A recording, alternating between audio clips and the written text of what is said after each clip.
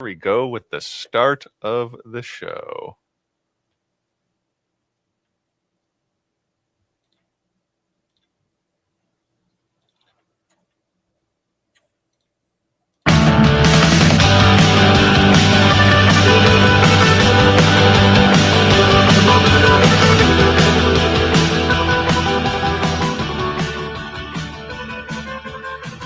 Coming to you from the studios of AM 950 KTNF, the progressive voice of Minnesota. This is the Gaily Show.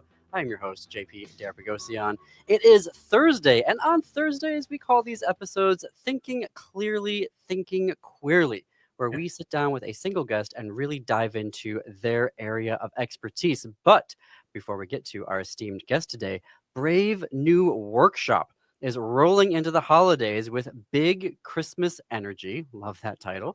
Their hilarious annual holiday celebration full of sketches and songs to make your spirits bright, particularly given what we're about to go through in this month. It is time to put the rest of the year behind you, nog yourself into oblivion, and deck the halls with reckless abandon. Performances are going to be Thursdays, Fridays, and Saturdays. And the reason why I'm bringing this up, we are giving away tickets. So if you go to the Gaily Show's Facebook page and follow us, you will be entered to win. So just go to Facebook, type in The Gaily Show, Gaily, and you'll find us, follow the page, and we will select lucky winners to go to Big Christmas Energy at Brave New Workshop. All right. Well, it is Thinking Clearly, Thinking Queerly. Our very first guest for this type of episode is Ellie Krug, who is the host of The Illegal Trans Woman right here on AM 950, which airs at 4 p.m. on Saturdays and is available everywhere you get your podcasts, on AM 950's YouTube channel and at am950radio.com. Ellie is the author of Getting to Ellen, a memoir about love, honesty, and gender change, and her upcoming book, Being Ellen, a Second Chance Life, get the title correct, JP, which covers her 15-year journey of living as a woman, comes out this June. Get your pre-orders ready. Hello, Ellie. Welcome to the Gaily Show. Hey, JP. Thanks for having me. I'm thrilled to be here. Absolutely. Well, there's so much that I want to get to talk with you today. Let's start with the title of your new show, Illegal Trans Woman. Where did you come up with that title? Well, I'd had a show on AM 950 named Ellie 2.0 Radio, which lasted more than 350 episodes. It was about idealism and idealists and people trying to make the world a better place. And I would have been content to just keep that show, except Donald Trump got reelected. And then when he got reelected, of course, we knew, even though he denied it, we knew that Project 2025 would be at the forefront of his administration. The name Illegal Trans Woman is taken literally from Project 2025, in which they want to make quote unquote transgender ideology, whatever the heck that is, illegal. In other words, they want to erase transgender people from public life. And so I shifted shows. I needed to do a show that protected my community, where I could be an advocate, where there was no question about where I stood. And, it got a little muddy when it was Ellie 2.0 Radio, and I didn't think it was going to work. So we needed to do a new show, totally new show, new format. And I am on the attack and not sitting back. Okay. I mean, I'm kind and gentle, and I believe in compassion for all humans. But, if you're going to come for me, I'm not going to let you do that. At least not easily. No. So, okay. So to walk us through what you're covering now in the new version of the show. So the Illegal Trans Woman is focused on trans and gender expansive people and issues affecting them. So generally, the way the show is working, we've got a big story every week that I'm covering, usually about trans people, but not always. Sometimes about diversity, equity, and inclusion, which is my area of specialty, where I speak and workshop. Then we do an interview of somebody related to the movement, related to protecting trans people, or or at least helping to educate us about what's going on.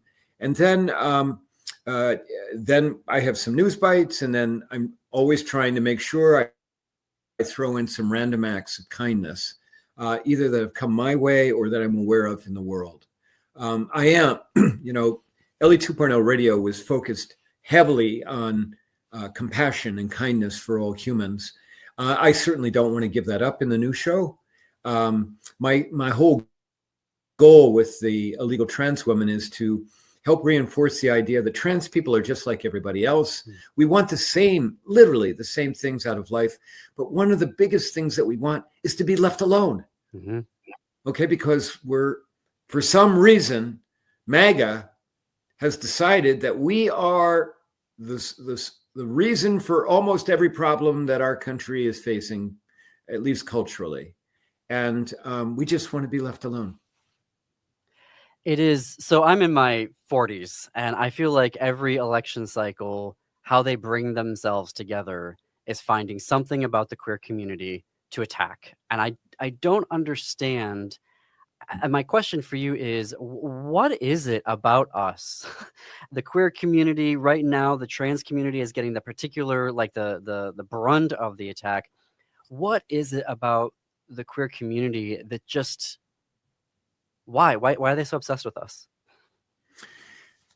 Well, I think a couple of reasons. One, of course, is you've got the religious component where they believe that, God, doesn't believe in anything other than heterosexual, cisgender marriage and relationships. So you've got the religious component going there. But I think the bigger rub, well, it's twofold. The bigger rub, first of all, is that I think that they fear that we will in some way inspire people to live authentically as who they truly are, rather than suppressing their true identity. I mean, you and I both know the people who are the biggest homophobes, the biggest transphobes, they are the people who are secretly suppressing those identities.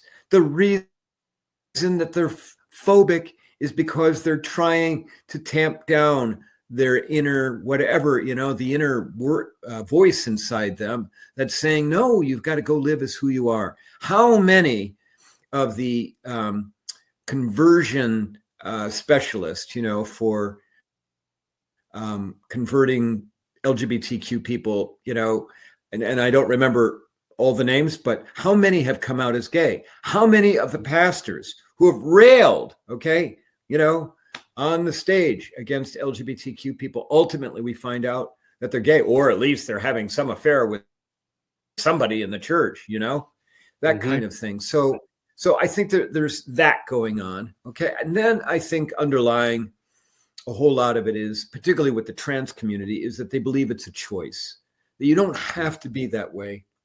And if you only found the right pastor or the right therapist or the right drug or whatever, that you could actually be quote unquote normal, and the difference, and JP, let's talk about how they're going to end up separating the gay and lesbian community from the trans community. It's going to happen. Okay. I'm just telling you. All right. And the difference is that when you come out as gay or lesbian, okay, there's no work on behalf of the other person. Okay, you don't change your name, you don't change your pronoun, you don't change how you dress. Although maybe if you're a gay man, you're going to wear a little bit more stylish shirt, better haircut. But with trans people, okay, it's like, we change the names, we change our pronouns, we change our appearance. We go through the whole boat. And I think for many people, it's more of like, oh my God, why are they putting me through this? The trans person. And by the way, I knew them for 13 years if it was a teenager. In my case, I knew that person for 52 years, and they seemed relatively, happy in the gender they were assigned at birth. Of course, no one knows about how we struggle, because we as humans are geared towards putting on the strong face and not talking about what's inside of us. And so nobody knows when suddenly you decide, no, I'm going to go live as truly who I am. So I think that they believe it's a choice, and that the choice can be unmade. And in the trans community, they're already heading towards forced detransition. You know, it's called reversion. And I mean, they're already heading that way. And I think that underlies this choice thing. Well, we have also corporate media like the New York Times, who are constantly, quote unquote, putting out coverage of trans healthcare, and they're not even actually using real facts. Yeah. You know, GLAAD has been calling them out, you know, for years now about why are they quoting discredited people? You know, why are they, you know, this is junk data that they're using. And there's also this obsession of detransition of, you know, they'll interview that one person who has, for whatever reason, decided that, you know, it didn't get them where they wanted to be, right? Whatever the reasons are, that's the person that gets all the coverage from the New York Times, from the Washington Post, from, you know, Time Magazine, and not the 99 other people for whom this care is literally essential for them. And I do want to talk about Project 2025 here in a second. And this, I guess, is a really big question coming up on the break here, but I do want to get into it about your show. The cognitive shift from compassion to being more fight focused. Walk me through that cognitive shift, because I think a lot of queer people are trying to figure out something broke on November 5th. And I think we're still trying to figure out our emotions of where is our empathy? What should empathy look like? What should compassion look like when 86% of us voted for Harris Walls and the rest of the country is like, well, you know, screw you. Well, I think that you can walk and chew gum at the same time. And so I think that you can be a fierce defender, a fierce advocate, particularly when you know that your existence, I mean, literally your public existence may be at risk. On the other hand, you know, I have presented to maybe 100,000 people through my work on human inclusivity. And I have found over and over and over and over again that most people care about each other far more than anybody believes. And it's just that when we are afraid, we do dumb things, including like reelecting Donald Trump. And if you want to take your break, I can talk more about how that fear stuff works. Yeah, let's take in a quick short break here. More with Ellie Krug when we come back. Don't forget to sign up to our Facebook page to win tickets to Brave New Workshops. Big Christmas energy. More after the break.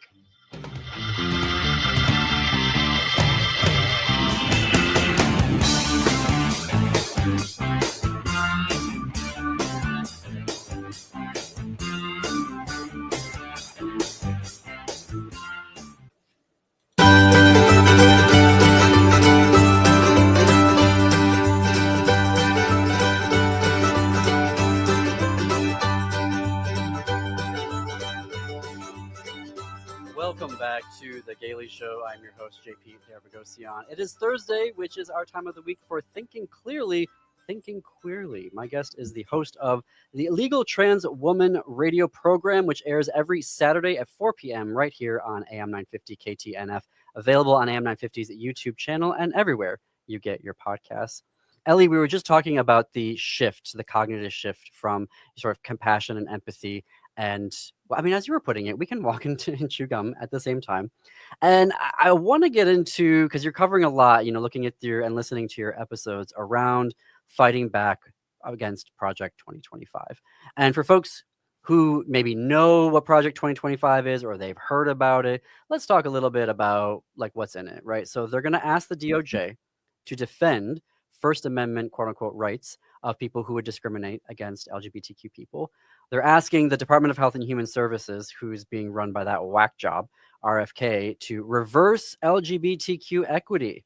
They're asking DOJ to limit the application of Title VII limit the application of it towards discrimination against LGBTQ plus people. They're asking DoD, Department of Defense, to reverse allowing trans folks to serve in the military. And they also want to completely dismantle USAID, which is the U.S. Agency for International Development's LGBTQ plus aid, which is traditionally geared towards international countries, right? Our international partners of supporting them in that. Ellie, as you're covering this, what lessons, perspectives do you have for us in this moment? Well, I'll add one more thing. They want to eliminate Title IX protection for queer people, but particularly for trans people.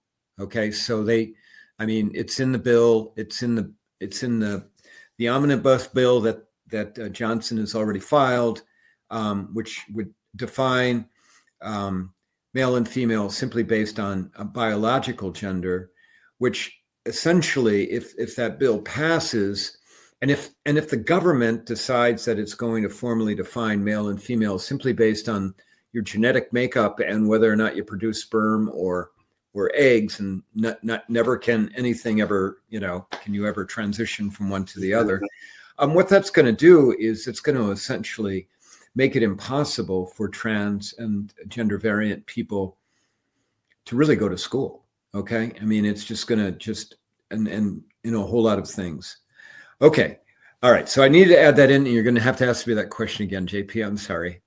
Well, so in your coverage so far, and as you're planning your coverage moving forward on the radio program, how should we be processing this here? Like, I guess one question I have, given you have an amazing legal background, being the first trans attorney in Iowa, the first to argue between the Iowa Supreme Court. I mean, your legal nonprofit has been nationally recognized.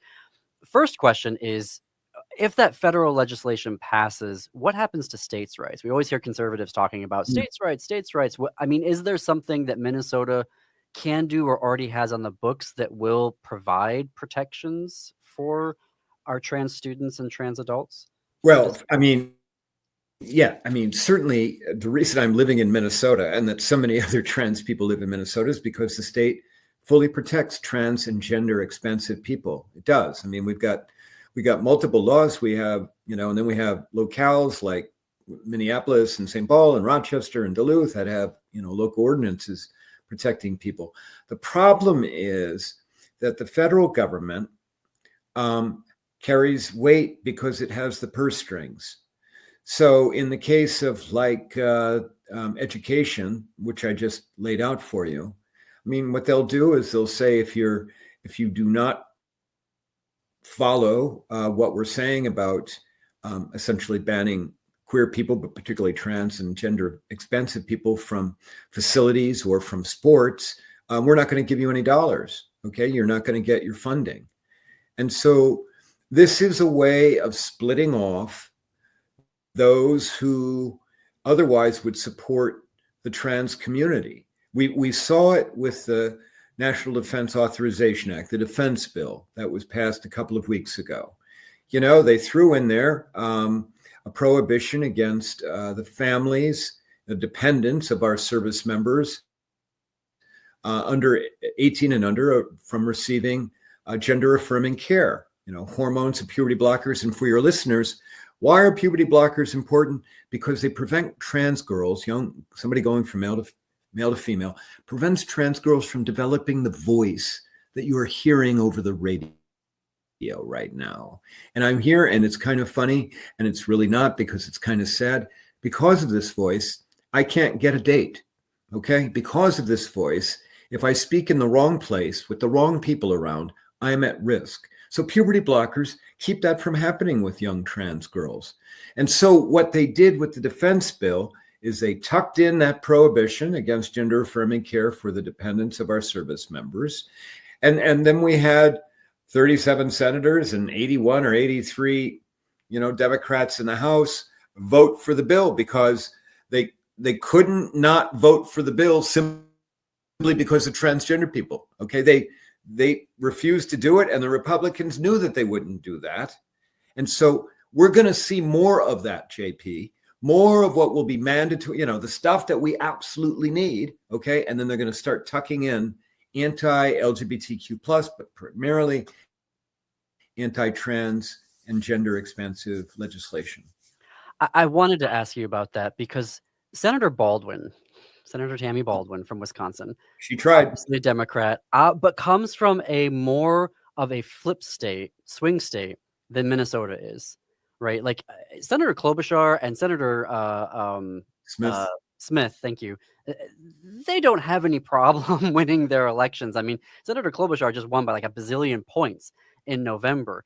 Senator Baldwin voted against this NDAA, and Klobuchar and Smith were initially against it, and then they flipped when they absolutely did not need to do that. They could have abstained. Yep. No one's going to remember, particularly for Senator Klobuchar 7 years from now.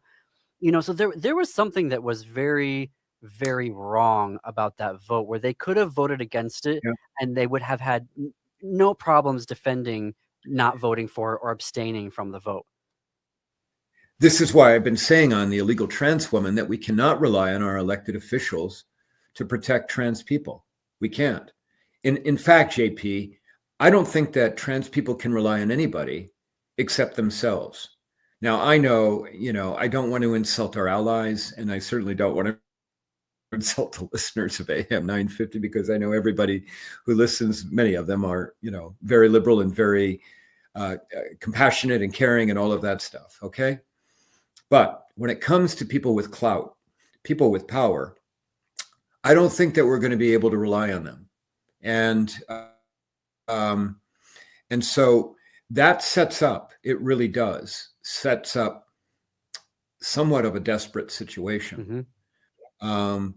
Because, you're familiar with ACT UP, that was the gay men's primarily liberation protective organization that was trying to push the federal government to conduct serious HIV research during the AIDS epidemic of the 80s and early 90s.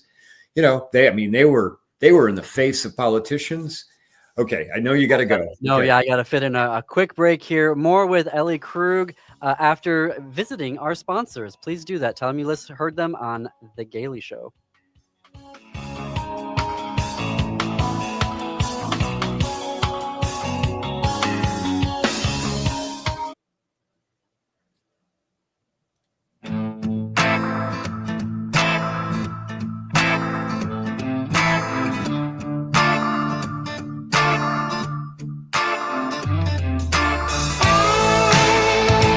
Welcome back to The Gaily Show. I'm your host, JP Bogosian.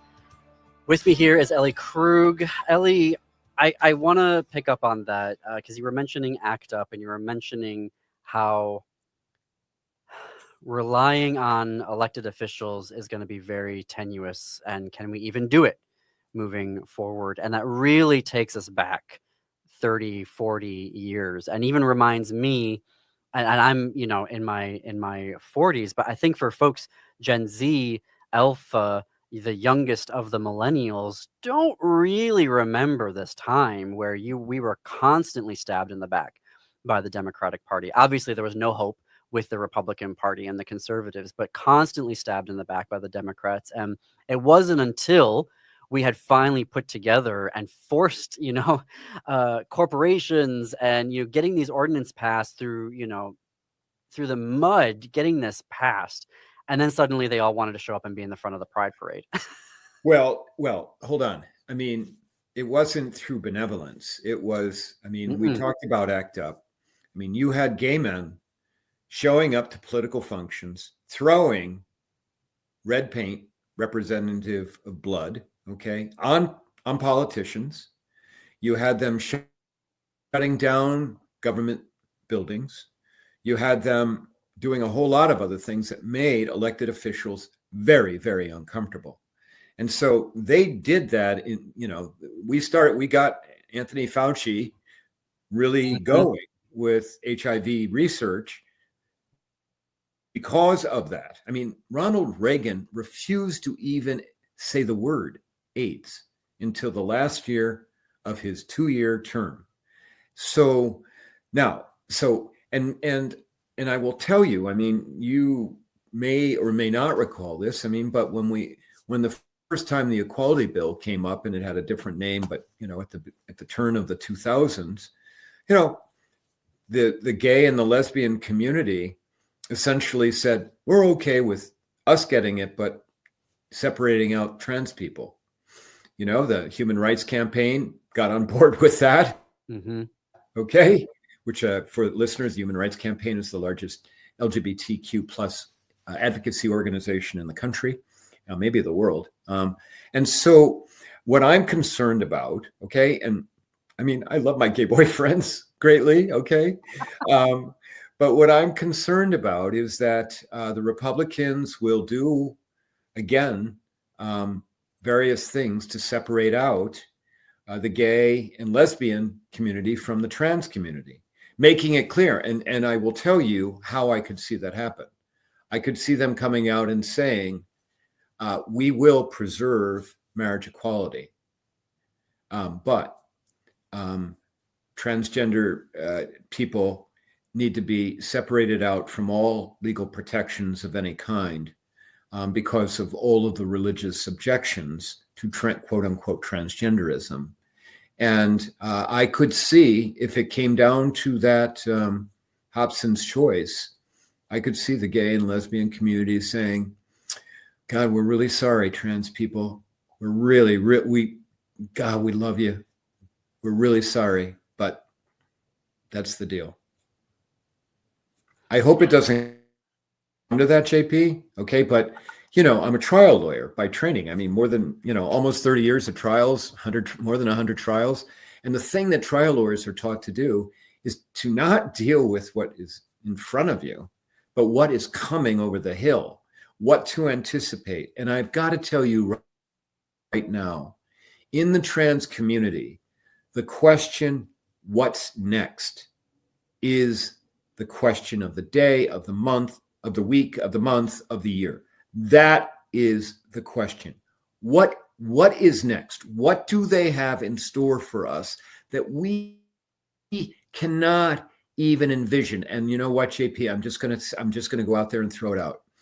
In 1933, 34, and 35, that was the same question that queer people, that people with disabilities, and Jewish people were asking themselves in Nazi Germany and in Central Europe.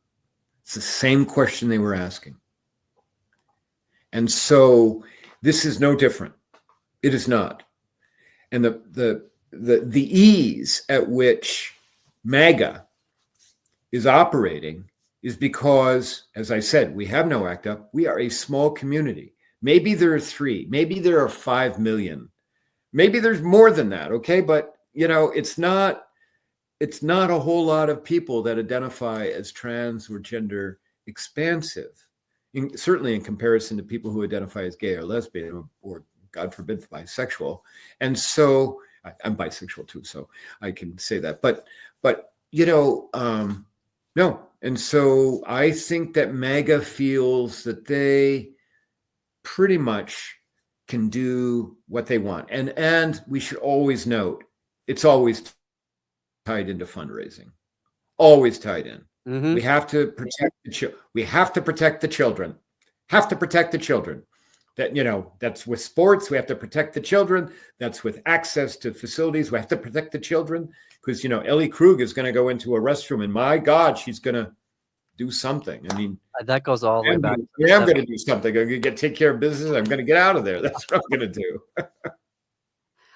I don't want to. The history supports everything that you're saying. Unfortunately, I mean the gay community is infamous for throwing other of the letters under the bus for decades. Unfortunately, the lesbian community has been part of that as well. I mean, where I'm going with that is they tried to play for the quote unquote normal gay guy vote in the election. And I will be honest, that worried me. I heard that and I was like, oh boy, what's going to happen here? Because I don't want to say I'm the expert on LGBTQ history, but I know enough to know that the cis gay men have, done their fair share of betrayal against the community as a whole. And then when the vote came out and I saw 86% of LGBTQ voters voted for Harrison Walz, which was over 20 points higher than 2020, which also that blew my mind. I'm like, wait a minute, only like 60%, 64% of us voted for Biden. Like what, why, how did that happen? I am very electorally speaking, I think that might be the most unified the LGBTQ community has been ever. Again, I want to qualify that by saying in an election, not necessarily in practice and advocacy and all of that. You've laid out how they being MAGA, and we're already seeing this with, you know, our DFL allies willing to completely, you know, throw us under the bus. What would be your hope for counteracting that within the queer community? How do we keep that 86% together? But again, you know, JP, that 86% may have been that way because they're scared to death about losing marriage equality. Okay. They're not, it's not 86% to protect our trans sisters. Okay. I just need to, you know, make that clear.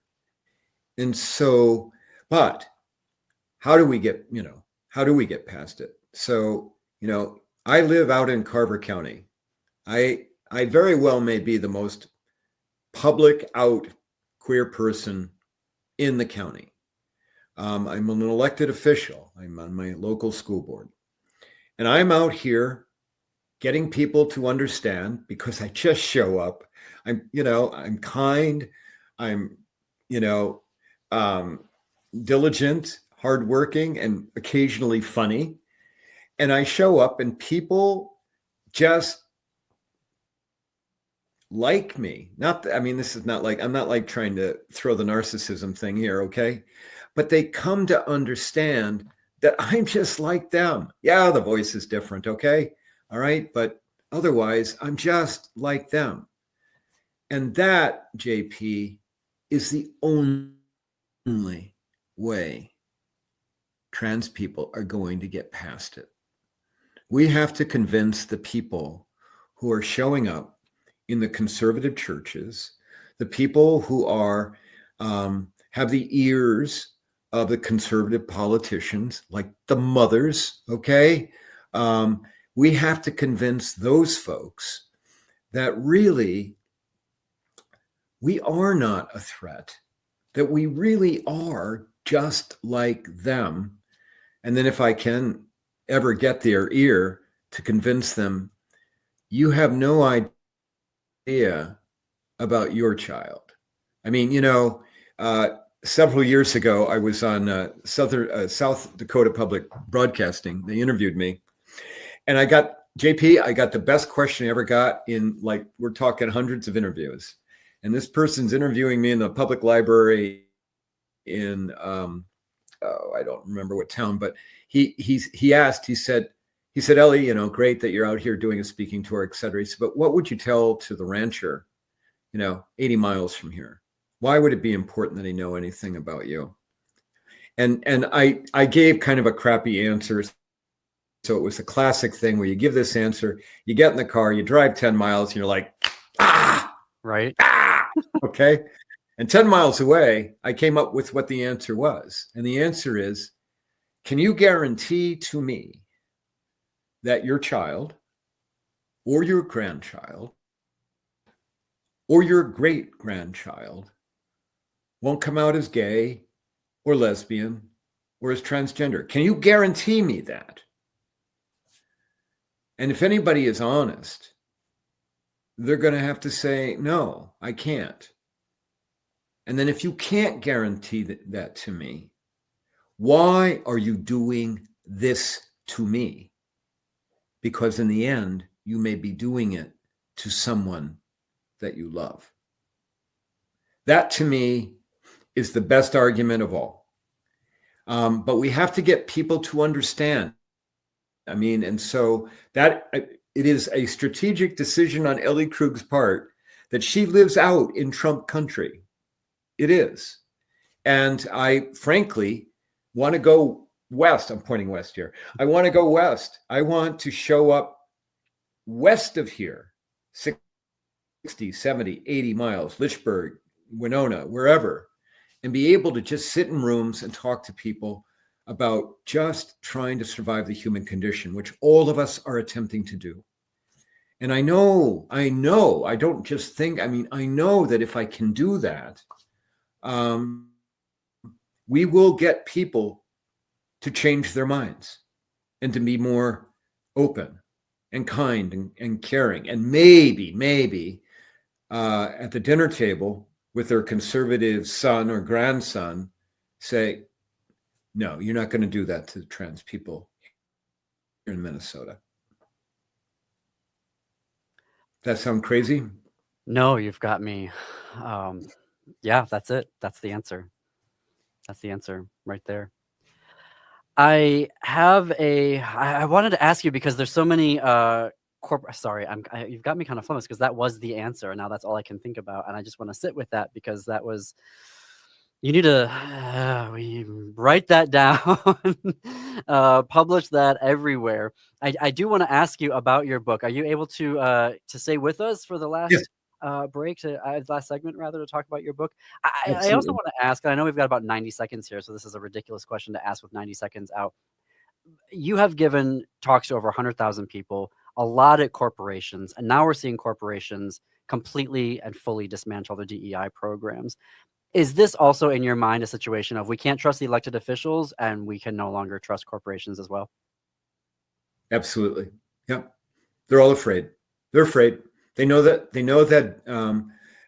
certainly inclusivity work that I do, that it's important. It helps morale. It helps people feel that they matter and that they're valued. They know that, but they're scared to death of the 1 or 2 out of 200 or 500 people that's going to complain. And they don't want to have to deal with that. And so rather than deal with that, the complainer, the 1 or 2, they just decide they're not going to do the work. Yeah.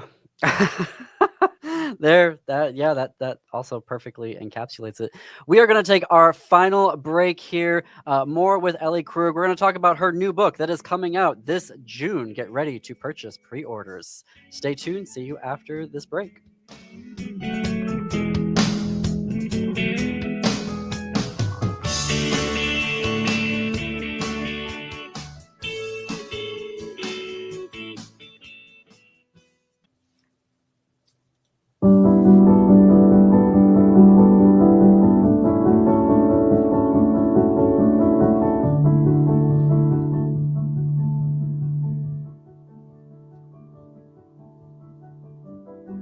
You're listening to The Gaily Show. I am your host, JP D'Arpagosian. We have had an amazing past hour, first ever episode of Thinking Clearly, Thinking Queerly, with our guest, Ellie Krug, who has a new book coming out this June.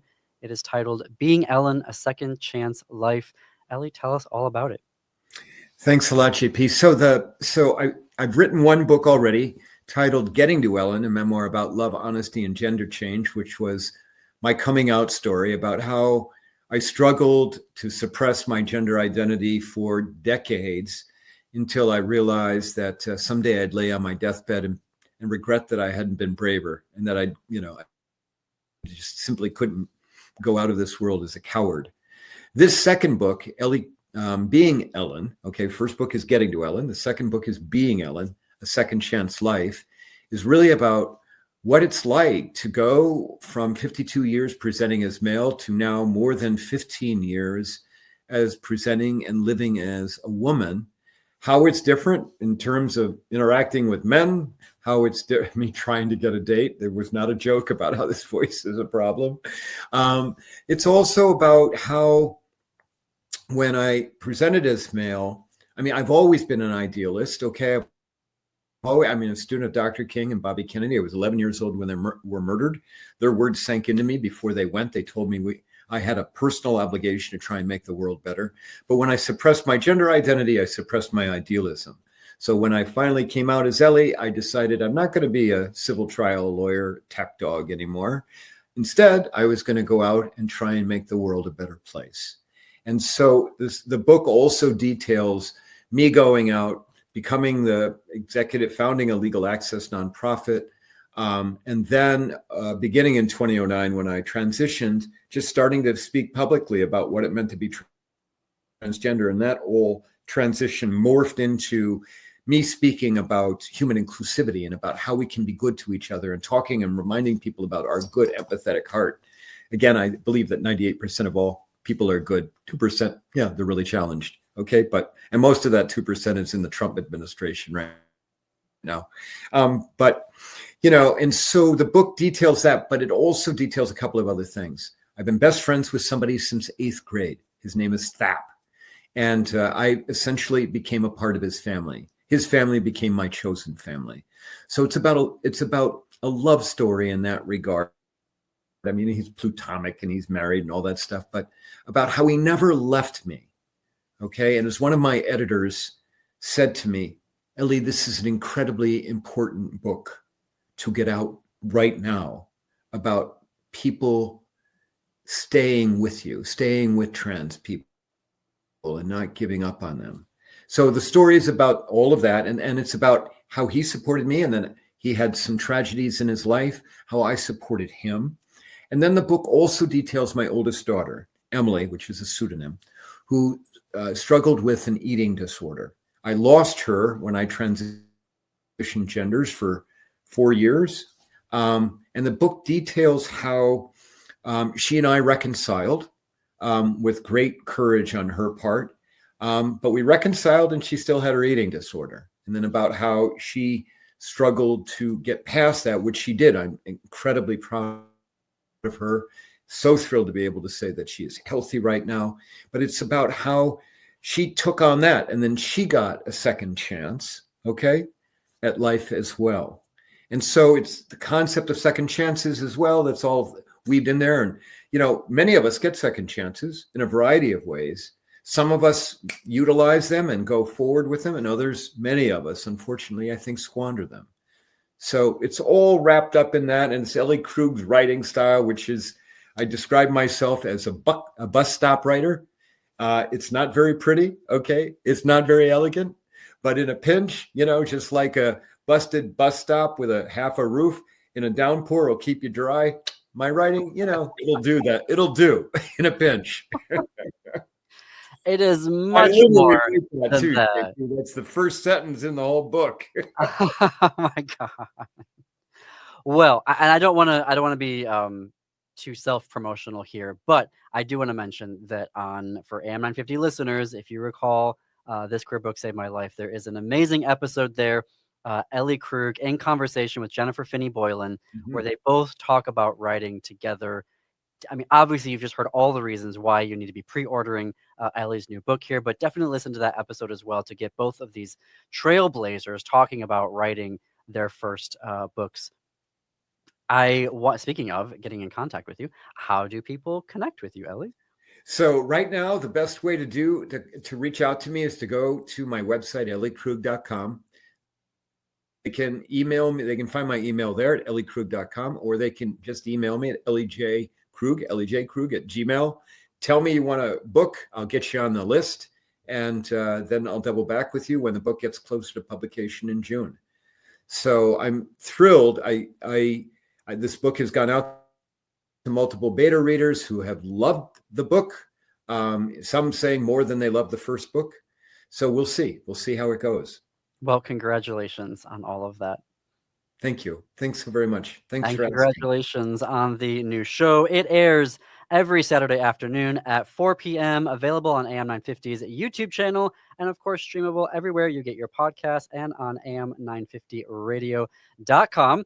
I want to remind folks as well, if you need to get away from the news and do some self-care, you can, will this count as self-care? We're going to say it's going to count as self-care. If you go to Brave New Workshop, their big Christmas energy show, hilarious annual holiday celebration full of sketches and songs to make your spirits bright. Performances are Thursdays, Fridays, and Saturdays. We have free tickets to give away to you for shows throughout the month of January. So if you go to our Facebook page, go to Facebook, search for The Gaily Show, Gaily, follow us, and you will be entered to win.